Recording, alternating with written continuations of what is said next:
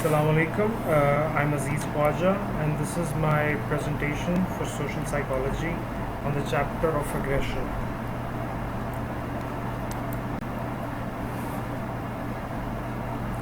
Now, first, we'll look through some key terms.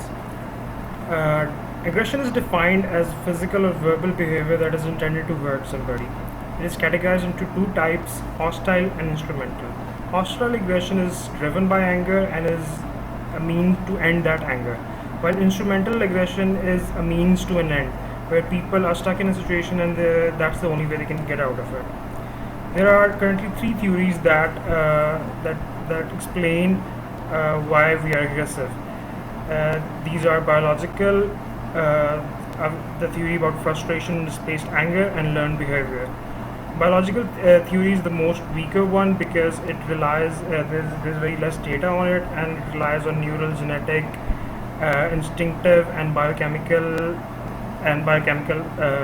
aspects. While the frustration and the learned behavior are the more popular one and the more accepted one. Now, the key topics for this presentation is how media influences in promoting aggression or altruism, observational learning, and catharsis as a means to an end to aggression. We'll first go with observational learning. Observational learning is observation and mimicry of behavior that we see in our society.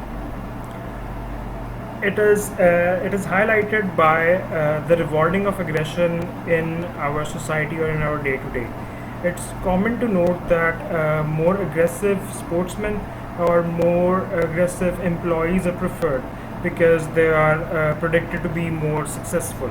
So, and when a child is aggressive and he's responded by submissiveness, he learns that aggression has its reward, and he learns to apply aggression to the rest of his life. The Bandura experiments really highlight how observational learning works. They took some children and they exposed them to a violent adult, and when taken to another room where they were exposed to a conflicting situation, they responded by violence. There are certain aspects that influence observational learning as well. Family is the most important of them. It is commonly observed that the parents who believe in physical or verbal punishment raise more aggressive children. And cultures in which aggression is more rewarded, and especially in cultures where there is more helplessness, there's more frustration. Most of these cultures are non-democratic. These cultures tend to raise higher aggressive individuals are expressing higher aggressiveness. And as a personal experience, anybody my age can vouch for that. That growing up in Pakistan in a Pakistani household in this culture, where corporal punishment was quite the norm, and we grew through multiple terrorist attacks and financial depressions and all of that stuff that defines Pakistan for what it is. There's no wonder that a person like me has some aggressive tendencies. The second topic in this is how media influences in spreading aggressiveness or altruism. Now, before we go into the topic, keep in mind that the approach behind it is that certain tweaks or a change in perspective can be either positive or negative. Media isn't inherently negative. It can be either positive or negative, but it is very important to learn how media influences that, and it does so by, first of all, by disinhibiting us. By repeated exposure to violence, it is easy to imitate or mimic that.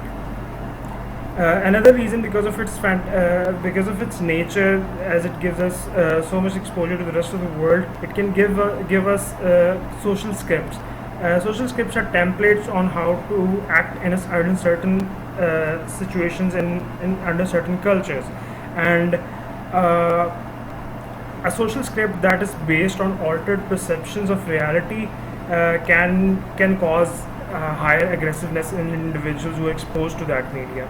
And another aspect of that is cognitive priming.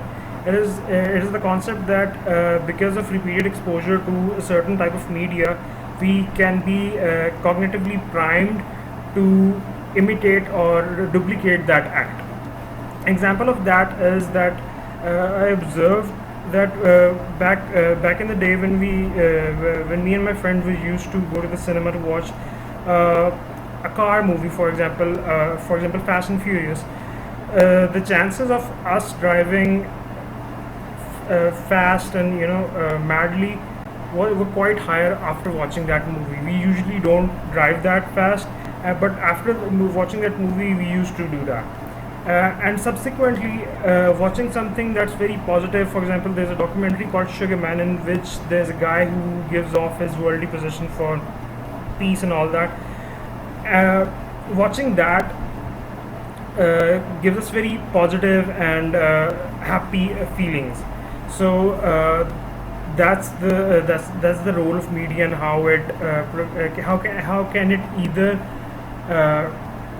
teach us aggressiveness or altruism. The third topic is the one that's the most close to my heart, and that is the topic of catharsis. It's an idea by Fritz Perls, and it centers around that aggressiveness is like an accumulation, and venting off that steam can help lower aggression. I used to believe in that as well. I used to believe in that as well, and how I did that was that I aggressively worked out or I participated in some martial arts, thinking that practicing and getting it out of my system would help me. Because another aspect of that was that whenever I would have a bad day or I was having some aggressive thoughts, I would go into that workout or that event, thinking about that thing and mulling it over in my head. And while doing that, I would think about how doing this and taking it out in the gym would make me feel better, and it worked for a while. But the problem wasn't solved. So that's why this theory of catharsis has been disproved, and that's what I've learned through this, that instead of mulling it over in your own head and trying to remove aggressiveness by practicing aggressiveness, you cannot actually cure aggressiveness. And the only way for that is for the individual who feels that, to communicate his aggression in a better way, in a non-aggressive way. So that's my presentation. Thank you for listening.